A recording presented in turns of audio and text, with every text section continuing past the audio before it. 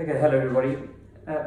What I'd like to please show you is just about the pressure bandage that you'll have on after ear surgery. So let's say Nicole has had right ear surgery. The idea behind the bandage is to keep the ear flat and to provide a bit of pressure to the area just immediately behind the ear so that you don't get swelling or bleeding underneath the skin. Ideally, we'd like to keep this pressure bandage on for about 48 hours, 24 at a minimum. And if you've had a cochlear implant, preferably 48 hours. It may be a little bit tight and it may slip off at night. So I'm just going to show you how to take it off and if you need to reapply it. Essentially, when it needs to come off, let's say Nicole's had surgery to the right ear. The easiest way is actually just go to the left ear and then to just go underneath the bandage and just slip it up and over. So it's up and over like that, so you're not actually touching on the sore ear. And that's that. If it comes off and you need to reapply the bandage, the easiest way to do it is that you just roll up the bandage as you normally would. And then to start from the front, and then to go backwards so that you put the ear back down, flat up against the head. What you want to be careful for is that the ear doesn't fold forward underneath the bandage. That can be quite painful. And especially if it's one of your children, just make sure that isn't happening underneath the bandage because that can be quite sore. Also, after ear surgery, you may lose a little bit of sensation temporarily. It might be a little bit numb at the top of the ear here. So we don't want the bandage to be too tight.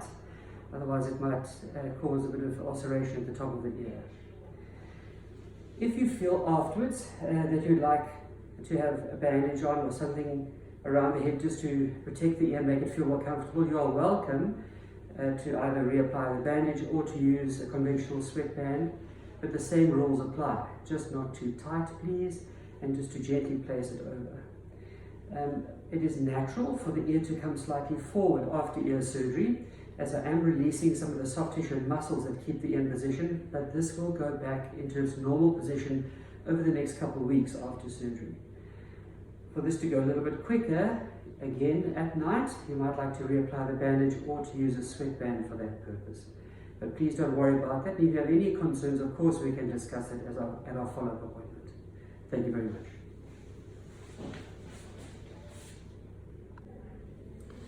Hello, everyone.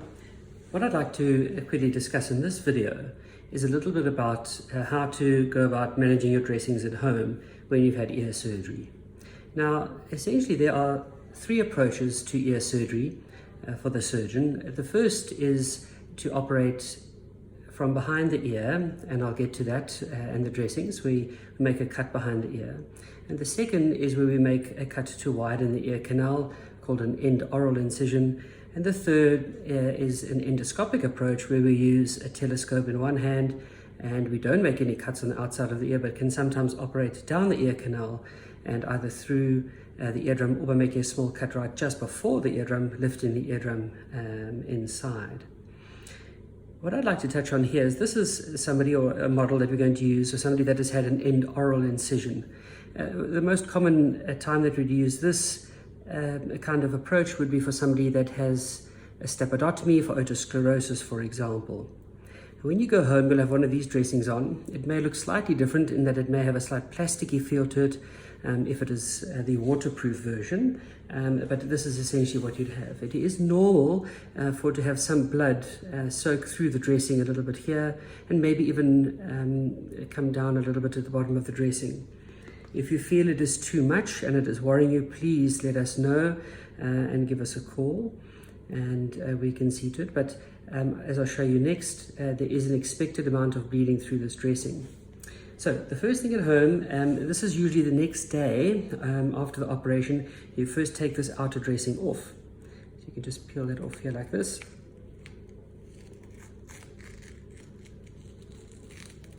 Great, there we go. It is a little bit sticky. Usually underneath, what you're going to find is some cotton wool that has been packed in the bowl of the ear. And we do this for several reasons. One is to absorb some blood that may be coming out of the ear canal. Secondly, if I happen to have taken some cartilage graft to reconstruct parts of the eardrum or the middle ear, it is taken from the part of the pinna or this outer ear. And this cotton wool is important just to keep the shape of the bowl of the ear while that heals. Be that as it may, the next step to do here, once you've taken off the dressing on the outside, is actually to take out the cotton wool, which will be blood stained. You can take that out with the tweezers or your fingers. You can take that out. And you'll see in this picture here, you'll see that cut line there with the stitches. And that is the end oral incision. So what in theatre we do is we make a little cut there, and the ear canal widens up nicely for an approach.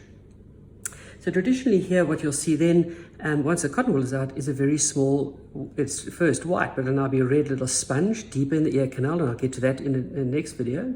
And then this little incision line here.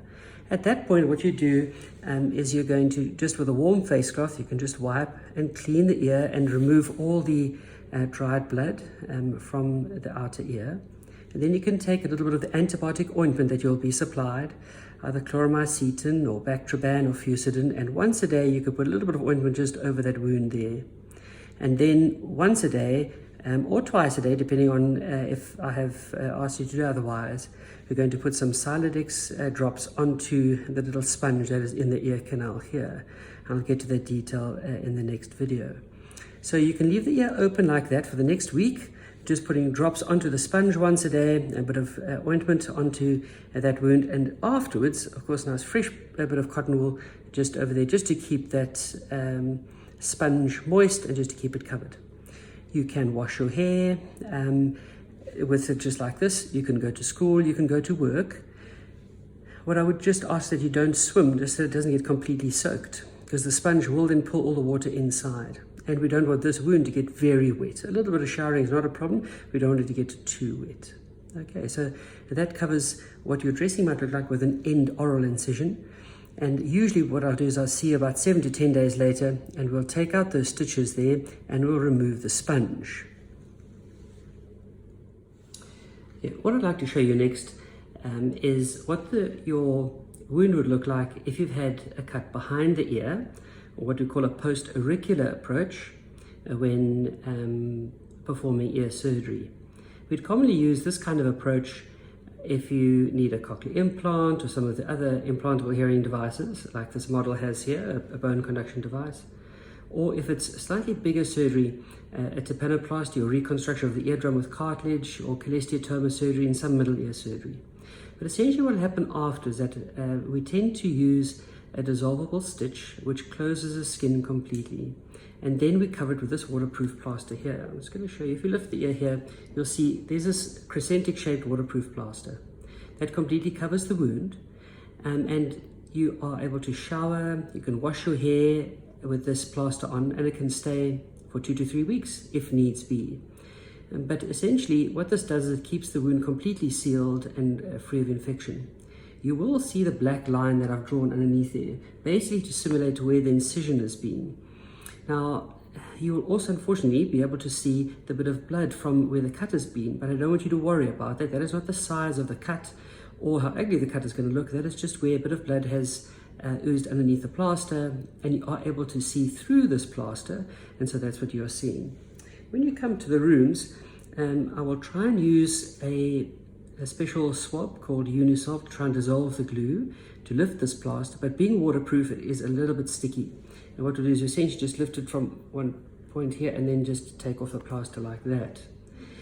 This is the reason that I do shave a little bit behind the ear. I don't need to do too much, but you can see I do need about a 2 centimeter portion just behind the ear, so that when we take the plaster off, it doesn't pull too much on the hair.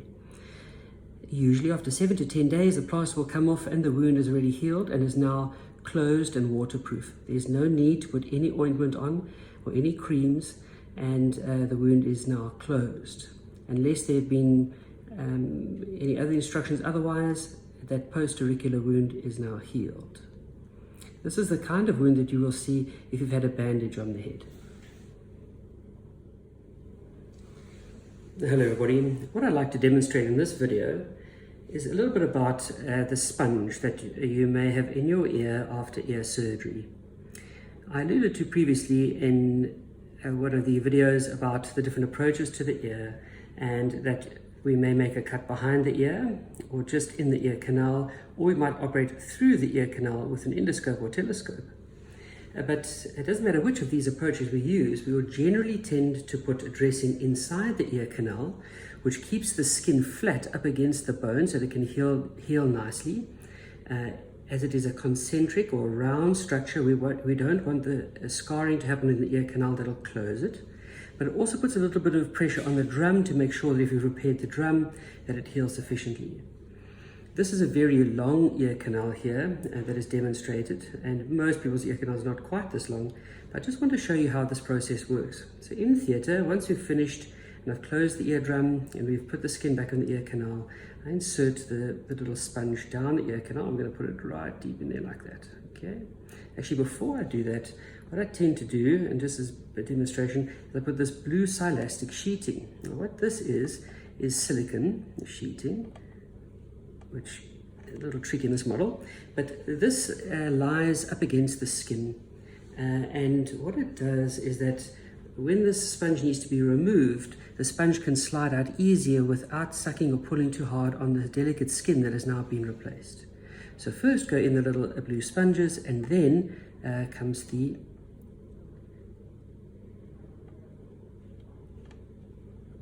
otowick. So silastic sheeting and then the otowick. Okay, like that. And then what we do is in theatre, and I'm going to just tip them on a little bit to show you. We'll just tip it and then we insert some drops, just to show you how the sponge expands and then keeps the skin of the ear canal tight up against the bone. And also ideally what will happen is it will actually extend up onto the drum.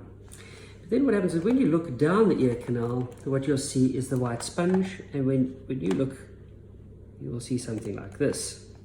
Now that's the sponge that we're going to be dropping the Siladex onto, and it's the sponge that we'd like to please not pull out. So you can have a cotton ball, of course, that may be in the bowl of your ear canal, a bowl of your ear that you've removed, but the sponge we'd like to please keep, because what happens then is that when you put the antibiotic drop on it, it is wicked all the way down, all the way onto your eardrum. And so it transfers the antibiotic and anti-inflammatory medication right down to the middle ear. Okay, and then after a certain amount of time, usually about 7 to 10 days, what will happen in the clinic is that I'll just try and moisten it and then gently remove the sponge, followed by the silicone sheeting. And that's that. And hopefully at that point, we can then continue with drops only.